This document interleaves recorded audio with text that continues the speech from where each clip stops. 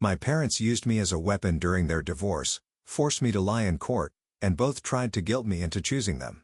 So my aunt took me in, exposed both, and I pulled the most beautiful revenge without saying a word. My parents used me as a weapon during their divorce, forced me to lie in court, and both tried to guilt me into choosing them. So my aunt took me in, exposed both, and I pulled the most beautiful revenge without saying a word. I remember being 8 years old, tossing and turning in bed the night before Christmas. Like every kid in the world, I couldn't wait until the morning. But instead of waking up to presents and laughter, I woke up to my parents screaming at each other downstairs. It wasn't the usual argument. My dad called my mom psychotic, and when I peeked out my window, I saw her tossing my dad's clothes onto our frozen lawn, her face twisted in a mix of rage and hurt. I hid in my closet, listening as they shouted awful accusations about cheating and money issues. I was too scared to even go downstairs to open my presents, and when I heard my dad slam the front door so hard that our family photo shattered on the hallway floor, my whole world broke. He left me on Christmas morning without even a goodbye. I went downstairs watching the empty driveway from the living room window, crying too hard to even begin opening my presents. Things started getting really rough at school after that. I used to be the kid teachers praised, always cheerful and doing great in class, but I started acting out, telling mean jokes during lessons, and bothering other kids just to get a laugh. It wasn't even fun, but it felt better than feeling nothing. My grades fell fast from A's to D's. At home, things were even worse. My mom started taking these new pills that made her sleepy all the time and cranky when she woke up. Sometimes late at night, I'd sneak downstairs and see her crying alone in front of the TV, looking totally broken. My teacher, Miss Cartwright, noticed I was struggling and suggested counseling during a parent-teacher conference. My mom just snapped back, insisting I was fine and didn't need help. But then I heard my dad got a new girlfriend, and things got even worse. It felt like my dad replaced us, and something inside me broke even more. One day, I let the class hamster out, threw erasers at kids, anything to make the noise in my head quieter. Mom eventually found my behavior journal from school, full of angry scribbles about storms and monsters, and convinced herself I was doing hard substances. Even after my teacher explained that these were typical signs of a kid going through a rough divorce, my mom wouldn't listen. She became obsessed with the idea someone was poisoning me. And my dad, instead of helping, used my bad behavior against her in court, telling everyone I was proof she was unfit to parent. I overheard them fighting about it, and that's when I got this idea. If I acted even worse, maybe they'd come together to fix things. But it all blew up horribly. After a really awful day at school, where I wouldn't stop making weird noises during a test, my mom completely lost it. She dragged me into the bathroom, shaking, yelling about substances and bad influences. I sobbed and pleaded with her that I wasn't doing anything wrong, but she grabbed kitchen scissors and hacked a chunk of hair right off my head. It hurt, and I could feel red trickling down, but she didn't care. She shoved me into the car, driving over the speed limit to urgent care. I sat curled up in the back seat, shaking, feeling tinier than ever before. When the doctor prepared the needle to draw my blood, I finally snapped. All the fear and sadness burst out of me at once, and I screamed, "I just want Daddy to come home." Everyone froze. I was crying. The doctor looked between me and my mom, whose eyes didn't even flinch as she told the doctor to just do the test. My blood test, of course, came back clean, but my mom wasn't satisfied. She dragged me outside, claiming we were going to another hospital. But then right as we stepped outside, I saw my dad standing there, looking more furious than ever. I'll never forget what happened after that. My dad was standing there, his face red with anger. He didn't yell or scream. Instead, he spoke in a low, scary voice that I could barely hear. He told my mom that he knew what she was doing, taking me to hospitals for fake tests. He said he had proof she was making up stories about me being sick. The veins in his neck bulged as he clutched a manila folder that I assumed contained the evidence he was talking about. My mom started screaming at him right there in the parking lot. She said I was sick, and he just didn't care enough to notice. Her voice cracked as tears streamed down her face, mascara creating dark rivers on her cheeks. People walking by started staring at us, some slowing down to watch the drama unfold.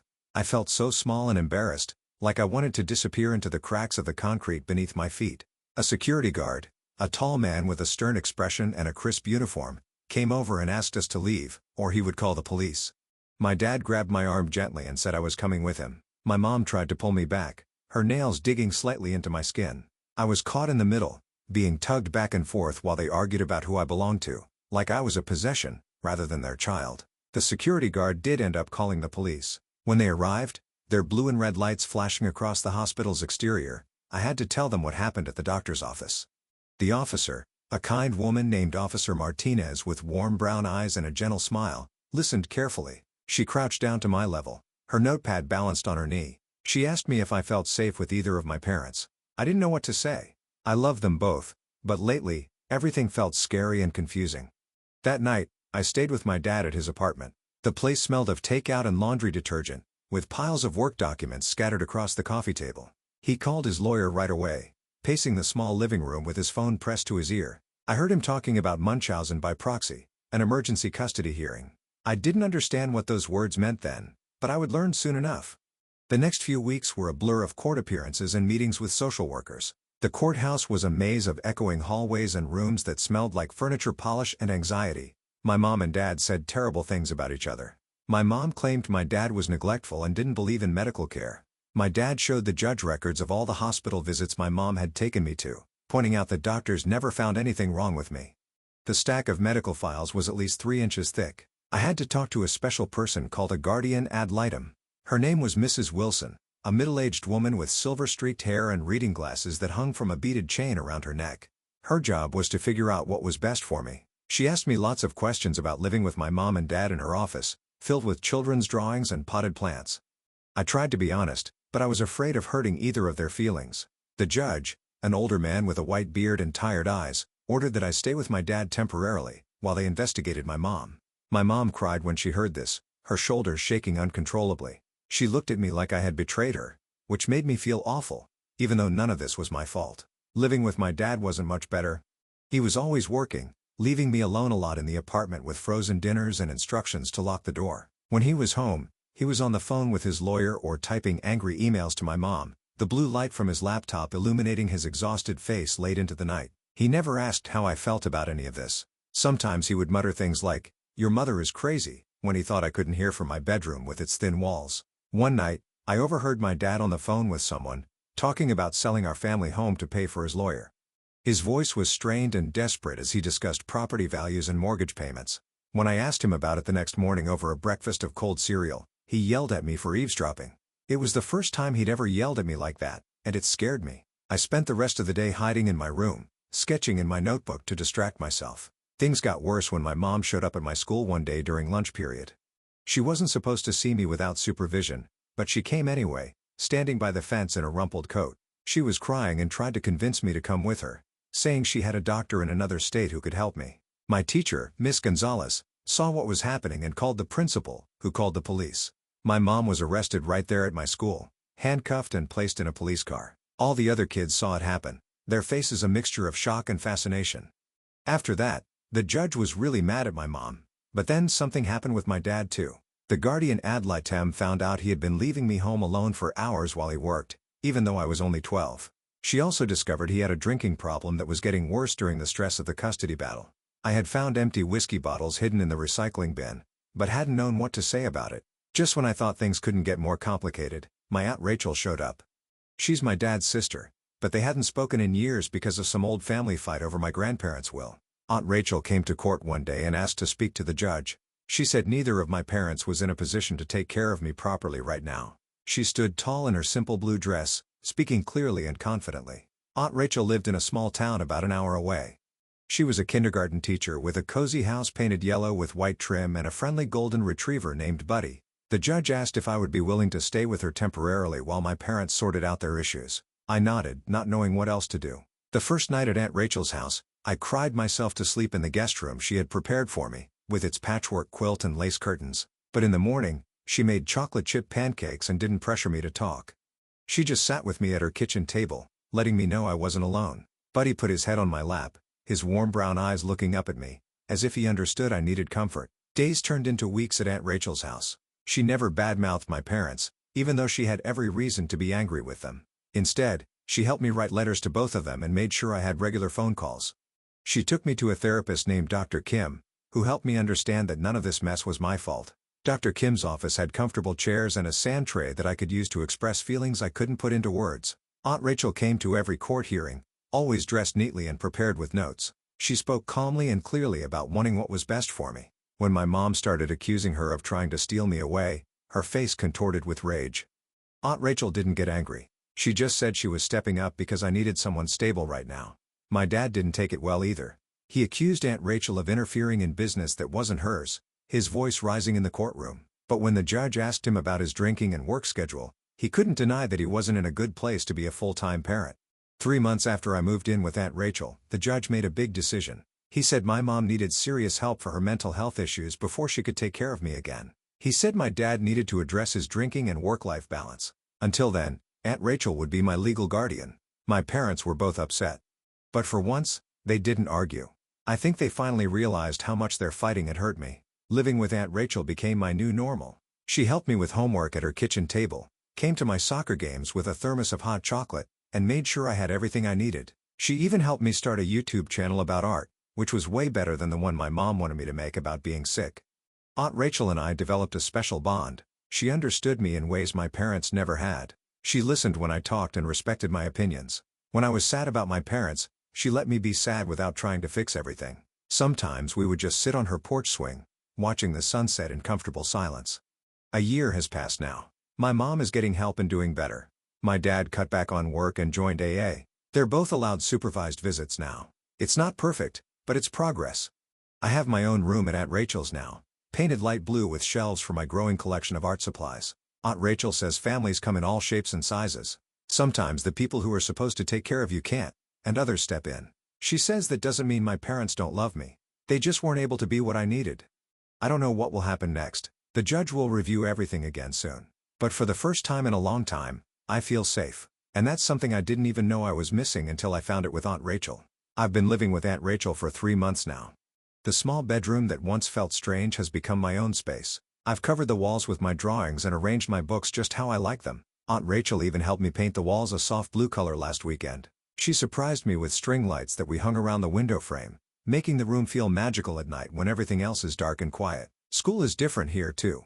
I don't have to worry about showing up with wrinkled clothes or missing homework anymore. Aunt Rachel checks my assignments every night and makes sure I have everything I need for the next day.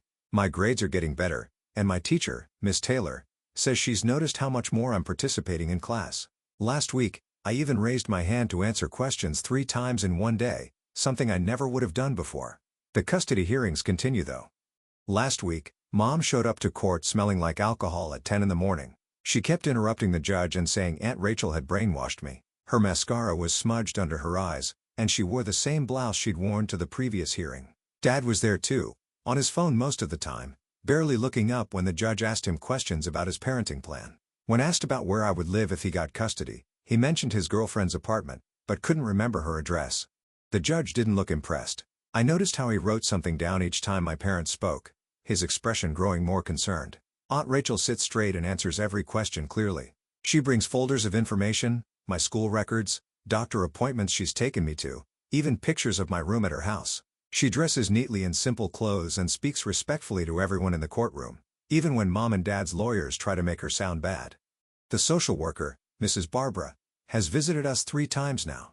She seems to like how things are going at Aunt Rachel's. She told the judge that I'm thriving in my current placement. Yesterday was hard.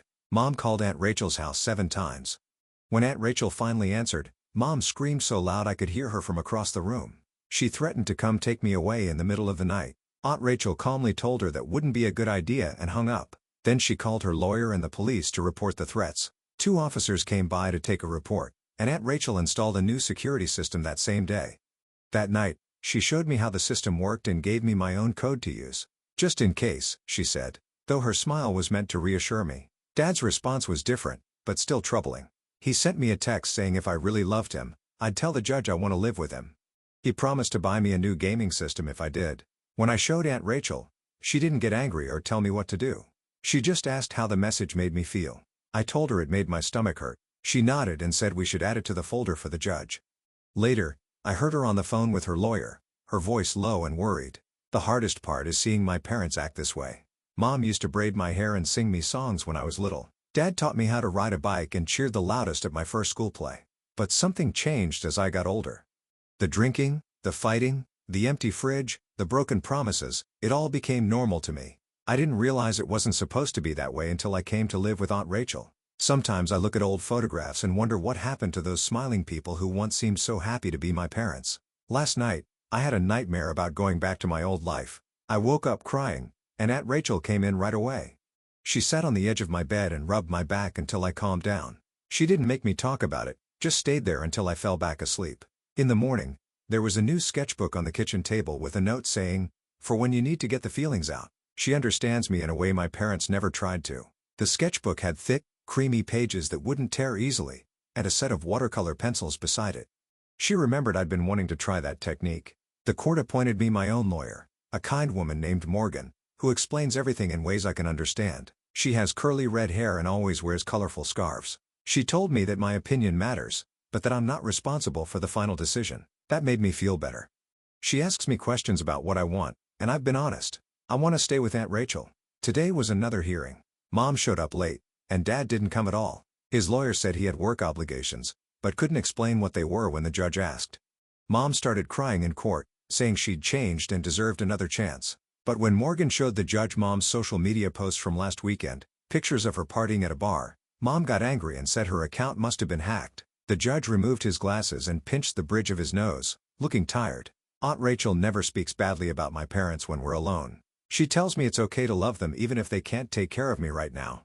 Sometimes we look at old family photos, and she shares good memories of when she and Dad were kids. She says addiction and mental health problems have hurt our family for generations, but that we can break the cycle. "You're already showing so much strength," she told me last night as we washed dishes together, the soapy water warm between our hands. The social worker recommended that I have supervised visits with my parents. The first one with Mom was at a family center last Saturday.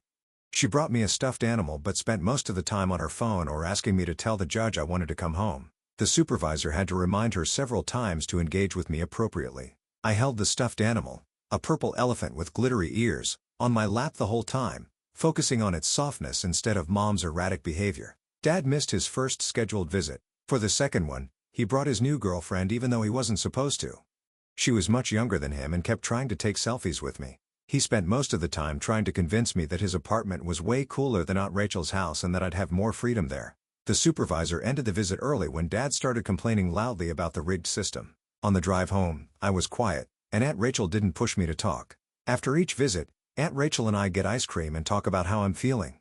She never pushes, just listens. Sometimes I don't want to talk at all, and that's okay too. On those days, we might watch a movie or work on an art project together. She's teaching me how to make jewelry with beads and wire. I made her a bracelet last week, and she wears it every day, even to court. The blue and silver beads catch the light when she moves her hand, and sometimes I see her touch it when things get tense, like it reminds her of something good. The guardian ad litem, Mr. Richard, visited both my parents' homes and Aunt Rachel's. His report to the judge was clear. My parents' living situations were unstable and concerning, while Aunt Rachel provided a consistent nurturing environment. He recommended that Aunt Rachel be granted permanent guardianship with my parents having supervised visitation rights that could be expanded if they showed improvement. Mom's response was to post angry messages online about the corrupt system. Dad stopped showing up to hearings altogether. Meanwhile, Aunt Rachel enrolled me in a support group for kids in similar situations. I've made 2 friends there, Reese and Elizabeth. It helps to know I'm not the only one going through this. Reese lives with his grandparents and Elizabeth with her older sister. We sometimes sit together during snack time, comparing notes on our lives without having to explain the complicated parts. The final hearing is next week. My stomach feels tight when I think about it, but Aunt Rachel says no matter what happens, we'll face it together. She's helped me pack an emotions box with things that make me feel better when I'm upset. A smooth stone from the beach, a picture of us making silly faces, a small bottle of lavender oil that smells calming, and my favorite colored pencils. Yesterday, I added a feather I found in the backyard, perfectly white and soft, like a tiny message of peace. I don't know what the judge will decide, but I know what home feels like now. It feels like regular meals and clean clothes. It feels like someone checking my homework and coming to my school events.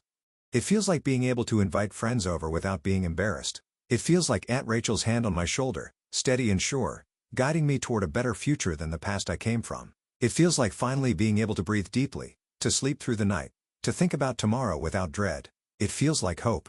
I never thought I'd be sitting in a courtroom at 13, watching my parents fight over me like I was a prize to be won. Not that either of them really wanted me, they just didn't want the other one to have me. Mom showed up late to the first custody hearing, her eyes bloodshot and her words slurring slightly when she tried to explain to the judge why she deserved to have me back. Dad sat on the other side with his new girlfriend, Melissa, who kept checking her phone and sighing loudly whenever Mom spoke. The judge wasn't impressed with either of them. He asked about my school attendance, which had been spotty at best when I lived with Mom. He asked about stable housing, which Dad couldn't really provide since he moved between apartments every few months when the rent went up. The whole time, I sat next to a court-appointed guardian who barely knew me, but was supposed to speak for what was best for me. "We'll reconvene in 2 weeks," the judge finally said. "And I expect both parties to provide more concrete evidence of their ability to provide a stable environment." I went home with Dad that day because that's what the temporary order said. His apartment had a pull-out couch for me in the living room. Melissa made it clear it was her home, not mine. By the way, she moved my backpack if I left it on her chair or complained about the bathroom being occupied when I took too long in the shower. Dad tried, I think. He bought groceries and asked about school, but he was gone most evenings at his job at the warehouse, leaving me with Melissa, who mostly ignored me unless I was in her way. Mom called 3 times that week, each time promising she was getting things together and that soon I'd be back with her. Each call ended with her crying or getting angry at Dad, even though he wasn't on the phone. The second hearing was worse than the first. Mom brought pictures of Dad from years ago when he was drinking heavily. Dad brought up Mom's boyfriend who had a criminal record. They threw accusations back and forth while I sank lower in my seat, wishing I could disappear. That's when Aunt Rachel showed up. I hadn't seen her in years. Dad's older sister who lived 2 states away. She sat quietly in the back of the courtroom, watching everything with a steady gaze that somehow made me sit up straighter. After court, she approached me in the hallway. "Jason," she said, using my name like it mattered. "I'm so sorry I haven't been around. I only just found out what was happening." Dad seemed surprised to see her but not happy. They had a tense conversation while I pretended not to listen. I heard phrases like "not your business" and "always judging me." Aunt Rachel didn't raise her voice once, just kept talking in that calm, firm way she had. The next day, Aunt Rachel came to Dad's apartment. She brought me a notebook and some colored pencils, remembering from years ago that I liked to draw. While Dad and Melissa argued in the bedroom about her being there, Aunt Rachel asked me questions, real questions about school and what books I liked and if I had friends. She listened to the answers like they mattered. Before she left, she handed me a card with her phone number. "Call me anytime," she said, "day or night." I called her 3 days later when Mom showed up at Dad's apartment drunk, screaming in the parking lot that he was keeping me from her. Dad yelled back that she was unfit to parent a goldfish. I locked myself in the bathroom and dialed out Rachel's number with shaking hands. She answered on the second ring. She didn't tell me everything would be okay or that I shouldn't worry. Instead, she asked practical questions. Was I safe right now? Did I have somewhere quiet to stay until things calmed down? Did I need her to come get me? The next court date, Aunt Rachel was there again, this time with a lawyer of her own. She filed for temporary guardianship, presenting evidence that neither of my parents was currently able to provide a stable home. She had pictures of Mom's apartment with empty bottles everywhere, statements from my teachers about my absences and incomplete homework when I lived with Mom, and documentation of Dad's frequent moves and the times he'd left me alone overnight with Melissa, who wasn't supposed to be my caregiver according to the temporary custody agreement. The judge listened carefully. For the first time, someone asked me directly where I wanted to live. I couldn't look at either of my parents when I whispered. With Aunt Rachel, Mom cried and said I was betraying her. Dad stormed out of the courtroom, Melissa hurrying after him. Aunt Rachel just put her hand on my shoulder and squeezed gently. The temporary guardianship was granted for 6 months. I moved into Aunt Rachel's guest room the following weekend. She had painted it blue because she remembered I once said it was my favorite color. There was a desk for homework, and shelves for books, and a real bed with a comforter that matched the walls. "This is your space," she told me. "You can decorate it however you want." The first few weeks were strange. I kept waiting for the yelling to start or for Aunt Rachel to change her mind about wanting me there. But she never did. Instead, she established routines. Breakfast together before school, dinner at the table each night where we talked about our days. She checked my homework and emailed my teachers to find out what I had missed and needed to catch up on. Mom called sometimes, her mood swinging between tearful apologies and angry accusations. Aunt Rachel never kept me from talking to her but stayed nearby in case the conversations became too much. Dad rarely called at all. The court-appointed social worker visited monthly, asking me questions and observing how things were going. Each time, she wrote in her notebook that I seemed to be adjusting well, that my grades were improving, that I was finally attending school regularly. 4 months into the temporary guardianship, Mom filed a motion to regain custody, claiming she had been sober for 30 days and had a new apartment. The court ordered supervised visits to start. I spent 2 hours with her at a family center while a social worker watched from the corner. Mom tried hard, bringing my favorite snacks and asking about school, but her hands shook, and she kept checking her phone nervously. Dad showed up to the next court date without Melissa, saying he had broken up with her and was more stable now. He had a new job and a 2-bedroom apartment. The judge ordered supervised visits with him too. Those visits were awkward. Dad didn't know what to talk about, so we mostly played video games in silence at the family center. He never asked about school or friends or anything that mattered. Meanwhile, life with Aunt Rachel continued to be steady and predictable. When I got the lead in the school play, she helped me practice my lines every night and sat in the front row on opening night, clapping until her hands must have hurt. When I struggled with math, she found a tutor. When I had nightmares about having to leave, she sat on the edge of my bed and promised she was fighting to keep me as long as I wanted to stay. The 6-month review came, and the judge extended Aunt Rachel's guardianship for another year, despite objections from both my parents. The social worker's report showed I was thriving for the first time in years. My grades had improved dramatically. I had joined the school art club and made real friends who sometimes came over to our house to hang out. This arrangement appears to be in the best interest of the child, the judge said, using legal language that didn't capture what Aunt Rachel had given me. As we left the courthouse, Aunt Rachel asked if I wanted to get ice cream to celebrate. While we sat at a small table with our cones, I tried to find words for what I was feeling.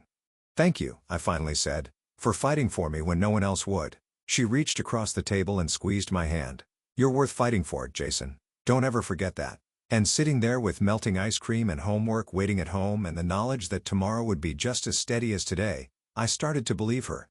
The ice cream shop's bell jingled as we left. Rachel's car waiting in the parking lot. I didn't want to go home yet. Home meant listening to Mom and Dad scream at each other through the walls. It meant pretending I couldn't hear Mom crying in the bathroom or Dad slamming doors. "Can we drive around for a bit?" I asked. Rachel nodded like she understood everything I wasn't saying. We drove with the windows down, the spring air rushing through my hair. For those 30 minutes, I felt normal.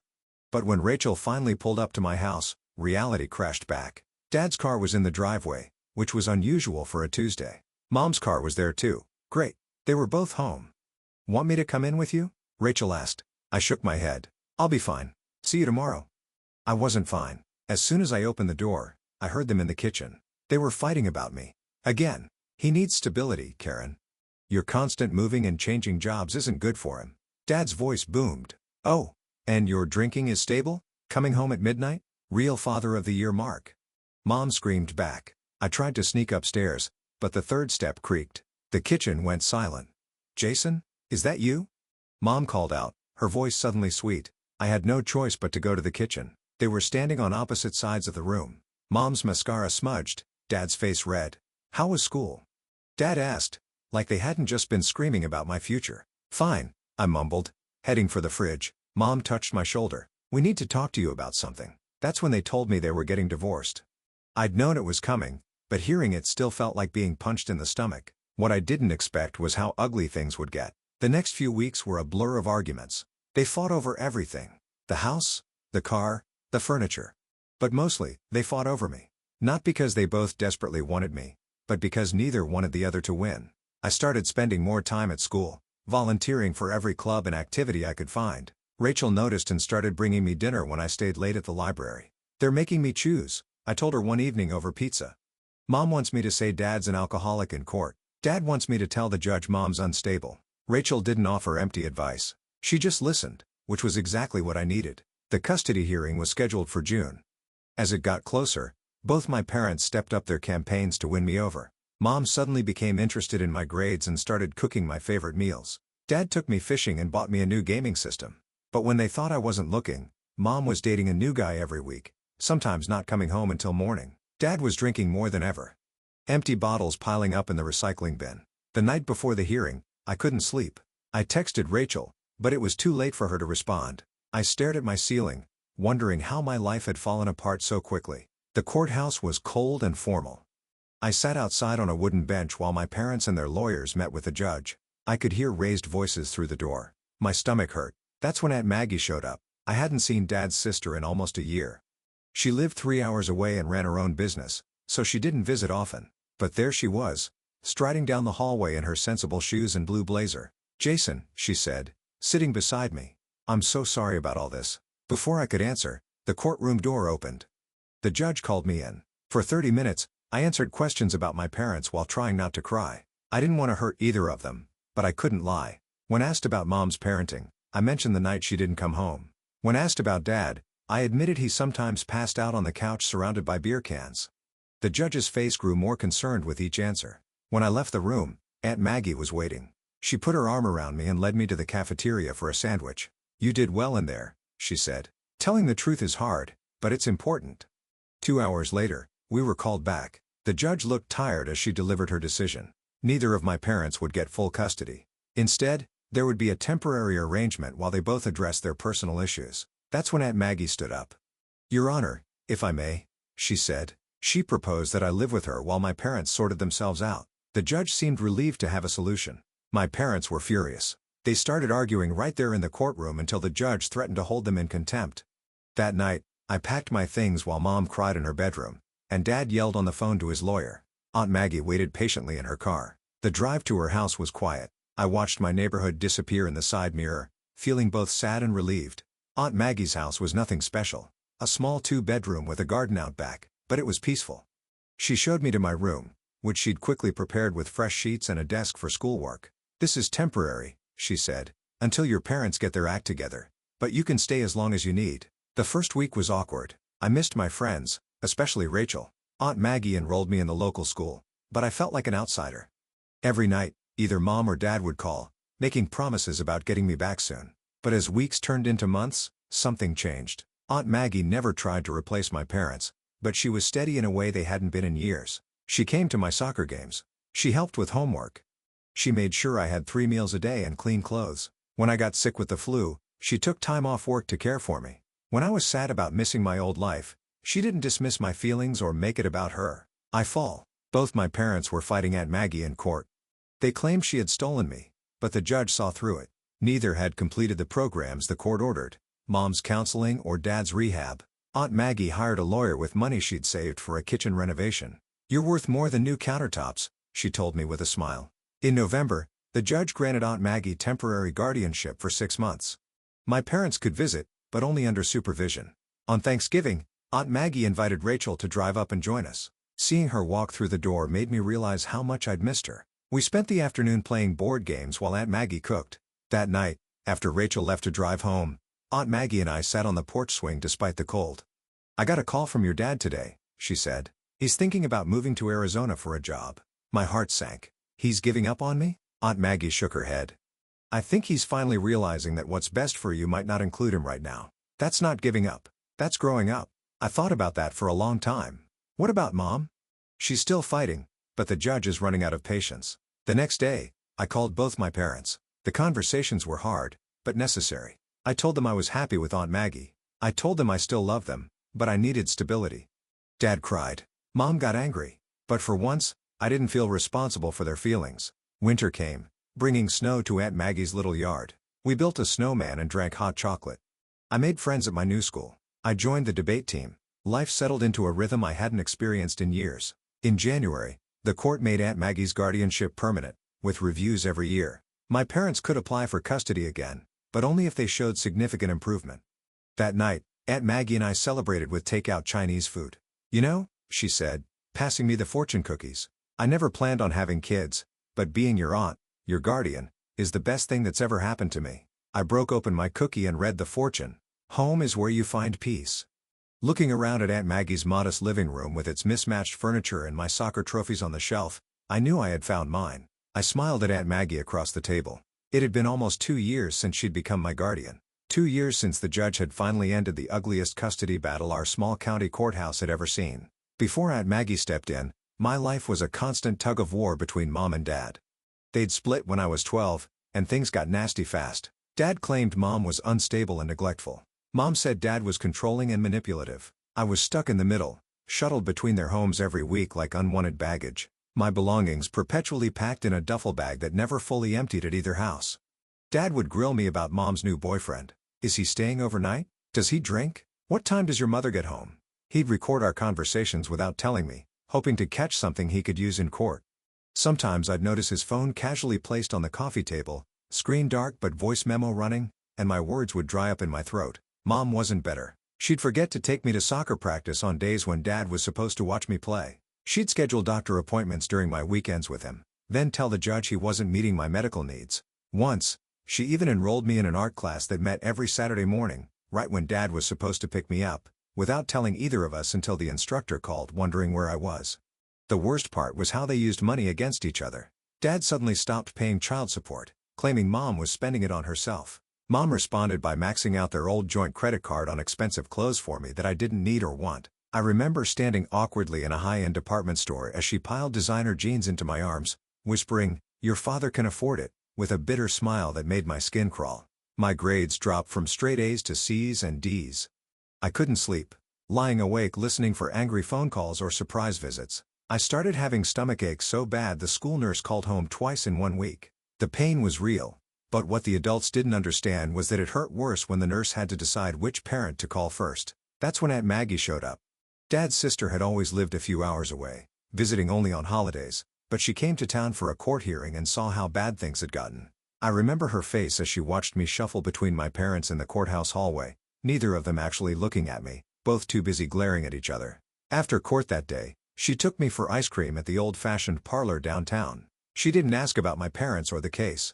Instead, she asked about my friends, my favorite subjects, what books I was reading. For the first time in months, someone was interested in me, not in using me against someone else. I ate a banana split and talked until the ice cream melted into sweet puddles. The next week, Aunt Maggie filed for temporary guardianship. The judge, tired of my parents' endless accusations, granted it for 3 months while the court investigated further. I still remember the shock on my parents' faces. They'd been so focused on fighting each other that they never imagined a third option. I moved into Aunt Maggie's spare bedroom. She had a small house with a yard where I could kick my soccer ball against the fence for hours, working out my frustrations with each thud of the ball. She worked from home as a graphic designer, so she was always around but never hovering. She made simple meals, helped with homework, and never ever asked me to carry messages to either parent. Her house smelled like coffee and laundry detergent, not like the tension that had permeated both my parents' homes. Mom and Dad were furious. They finally agreed on something, that Aunt Maggie had no right to interfere. Dad called her a traitor. Mom said she was jealous and wanted to steal me away. They both hired expensive lawyers to fight her. The irony wasn't lost on me that they could suddenly cooperate when faced with a common enemy. The investigation revealed more than anyone expected. Dad's drinking problem came to light when he showed up intoxicated to a supervised visit, his words slurring as he tried to convince the social worker he was just tired. Mom's boyfriend turned out to have a record for drug possession that she'd hidden from the court. Both their homes were found to be unstable environments. Dad's apartment filled with empty bottles, Mom's house with strange people coming and going at all hours. Meanwhile, the court-appointed psychologist reported that I was thriving with Aunt Maggie. My grades improved from C's back to B's, then A's. The stomachache stopped. I joined a local soccer team and made new friends who knew nothing about my family drama. I started sleeping through the night again, the nightmares becoming less frequent. The final hearing lasted 2 days. Mom cried and promised to do better. Dad brought character witnesses who said what a great father he'd been before the divorce. Their lawyers argued that blood parents should always have priority. The courtroom was tense, the air conditioning struggling against the heat of so many conflicting emotions. Aunt Maggie simply showed my report cards, soccer trophies, and medical records from before and after I came to live with her. She didn't attack my parents. She just showed the facts. Her voice stayed calm while everyone else seemed to be shouting. She brought photos of me studying at her kitchen table, playing in the backyard, smiling for the first time in months. The judge extended her temporary guardianship for another 6 months, ordering both parents to complete parenting classes and therapy, before reconsidering custody. He looked directly at me before announcing his decision. The first adult in the legal system who seemed to see me as a person rather than a problem to solve. Neither of them completed the requirements. Dad moved to Arizona for a job opportunity a month later, packing his apartment and leaving only a hasty goodbye and promises to call often. Mom started dating someone new and missed several scheduled visits, always with elaborate excuses about car trouble or work emergencies. They both called occasionally, sent birthday cards sometimes, but their interest in the custody battle seemed to fade once they couldn't use me to hurt each other anymore. When the 6 months ended, the judge made Aunt Maggie my permanent legal guardian. Mom didn't even show up for the hearing. Dad called in from Arizona, saying he supported his sister taking care of me until he was more established in his new life. The courtroom was nearly empty that day, a stark contrast to the packed emotional hearings from before. That was 18 months ago. Since then, we'd settled into a routine that felt normal, even comfortable. Aunt Maggie came to every soccer game, cheering loudly from the sidelines in her mismatched team colors. She helped me study for tests, making flashcards late into the night. She taught me to cook simple meals and let me decorate my room how I wanted. When I had nightmares about the fighting, she'd sit with me until I fell back asleep, never making me feel weak for being scared. Dad called on holidays. Mom sent occasional texts. I visited Dad in Arizona last summer for 2 awkward weeks of tourist attractions and forced conversations. Mom had moved to a neighboring town with her new boyfriend and saw me for lunch every few months, always at the same chain restaurant where she'd spend most of the time on her phone. They were like distant relatives now, people I knew but didn't rely on. "What does your fortune say?" I asked Aunt Maggie, pushing away memories of the custody battle. We were finishing our weekly Chinese takeout, a Friday tradition we'd established early in my stay. She cracked open her cookie and read it with a smile. "A happy family is made, not born." We both laughed at how perfect it was. The next morning, I found a letter in the mail from Dad. He was getting married again and wanted me to be in the wedding. Aunt Maggie saw my face as I read it. "You don't have to decide right away," she said. "And whatever you choose is okay." That afternoon, Mom texted that she was pregnant and would be busy with a new baby, but hoped we could still have our monthly lunches. I showed Aunt Maggie both messages. She didn't criticize either of my parents. She just listened as I sorted through my complicated feelings. "They're moving on with their lives," I said finally. "Yes," Aunt Maggie agreed. "And that's okay. People change and grow. The important thing is that you know where home is." I thought about that as I did my homework that evening. Mom and Dad had both chosen new paths that didn't center around me. Maybe that was healthier than fighting over me like I was a prize to be won. Maybe it was even a kind of love, recognizing that Aunt Maggie could give me something they couldn't. The next day at school, my English teacher assigned an essay about family. The other kids groaned, but I started writing immediately. I wrote about how family isn't always what you're born into. Sometimes it's what you find when everything falls apart. I wrote about soccer games and Chinese takeout, about mismatched furniture and late-night talks. I wrote about a woman who never planned to have kids, but became the parent I needed. When I got home, Aunt Maggie was in the kitchen making spaghetti, my favorite meal on ordinary weeknights, not because something terrible had happened, or because she was trying to win my loyalty against someone else, just because this was our life now. I put my backpack down and joined her at the counter to help with the garlic bread. We worked side by side without talking much. We didn't need to. The custody battle was over. The courts were done with us. My parents had moved on to new chapters. And here in this kitchen, with this unexpected family we'd built, I had found something worth more than winning any fight. I had found peace.